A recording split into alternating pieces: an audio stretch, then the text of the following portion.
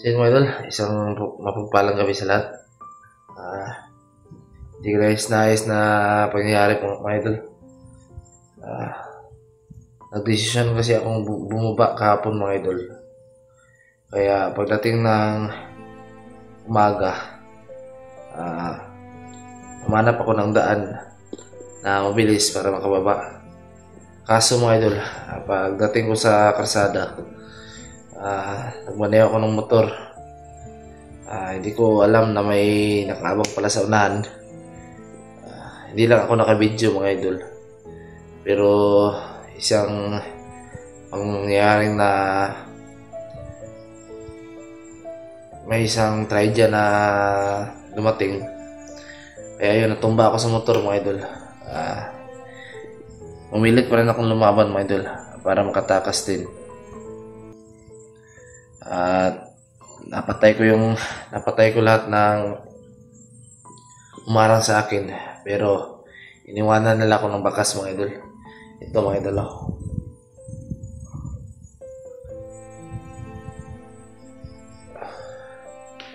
Kaya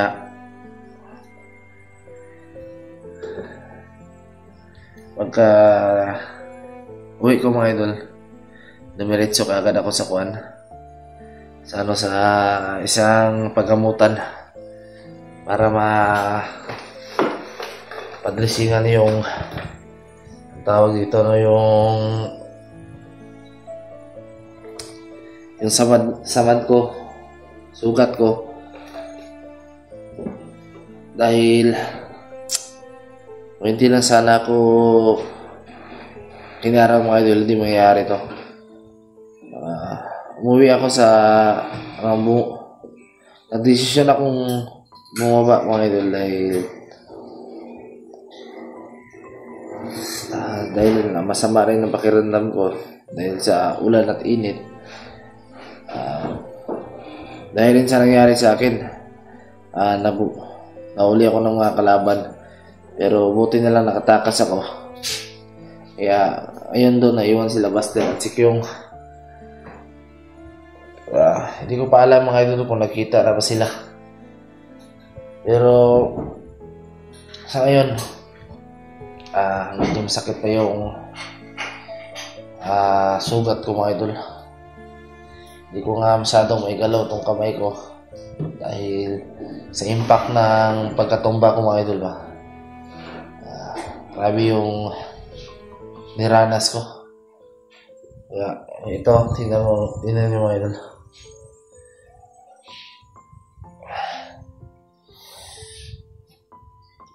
Naresitahan ako ng gamot ng doktor. Kaso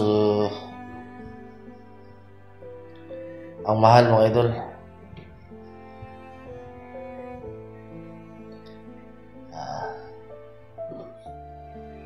Kaya pumirma ako ng waiver doon mga idol na hindi ako magpapa-inject. Ano ba yung inject sa akin? Hindi ko alam kung ano yun. Saka umuwi ako. Pero tapos na mag-dressing ito, tapos na maglinisan yung sugat ko. Umuwi ako kasi wala akong dalang pera.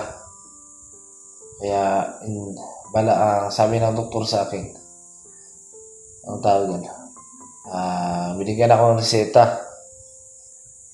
Bibilin ko raw dun sa butika para may turok sa akin yung gamot. Wala tayong dalang pera mga idol, kaya hindi ako nakabili. Kaya nagkusang loob na lang ako na uwi na lang. Minom ako ng kanina. Bumili ako ng Mefenamic mga idol at amoxicillin.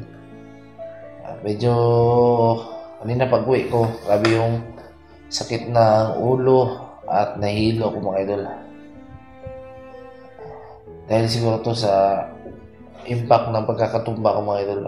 Buti na lang mga idol, pagkatumba ko, nakabangon agad ako at nakahanap ako ng pwesto ba na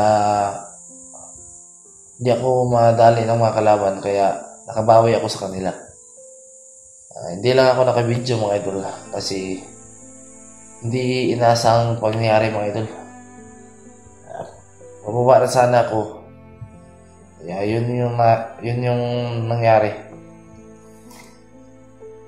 Pag-desisyon akong bumaba. Dahil alam niyo naman yung nangyari sa akin mga idol. Nahuli ako ng mga kalaban, binugbog ako. Buti na lang may tumulong sa akin. Yan, nakatakas ako.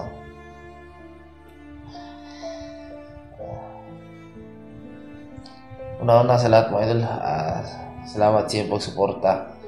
At sa mga silent viewers namin dyan, solid supporters, maraming salamat po. At kay Temel, maraming salamat din. At kay MJ, Emad, Victor Sigtor, maraming salamat din. Sa lahat ng mga Muslim, maraming salamat sa inyong pagsuporta.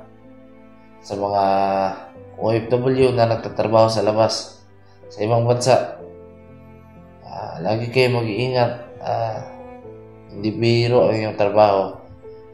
Kaya salamat din sa iyong suporta sa amin.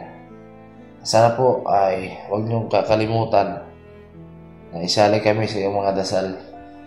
Pati na rin ang aking mga kasamahan mga idol. Siguro ngayon mga idol,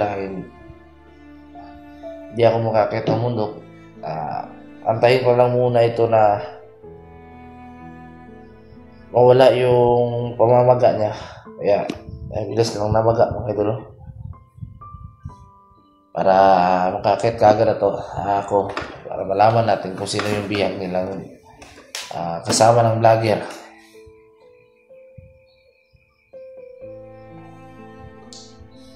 Grabe yung nangyari sa atin mga idol.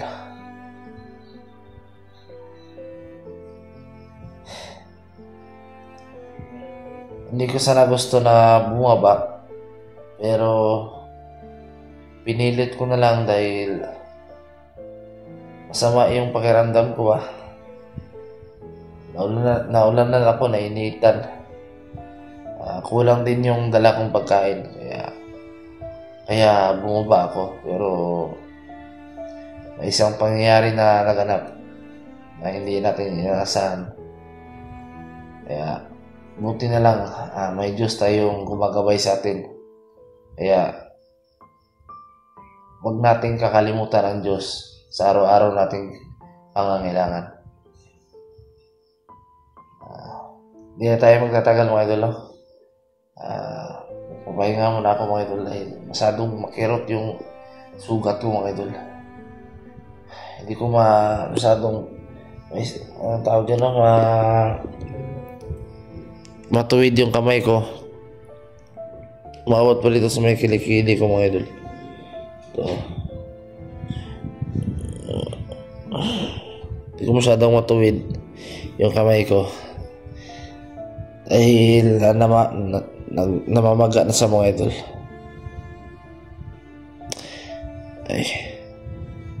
Sana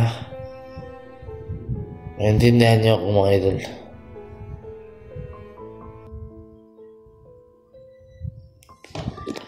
Yung idol, hindi na tayo magtatagal. Maraming salamat sa ulitin. Lagi kayo mag-ingat. Salamat sa iyo po suporta sa amin. Sana huwag niyo kami kakalimutan mga idol. Maraming salamat sa inyo lahat. At magandang gabi. I love you all.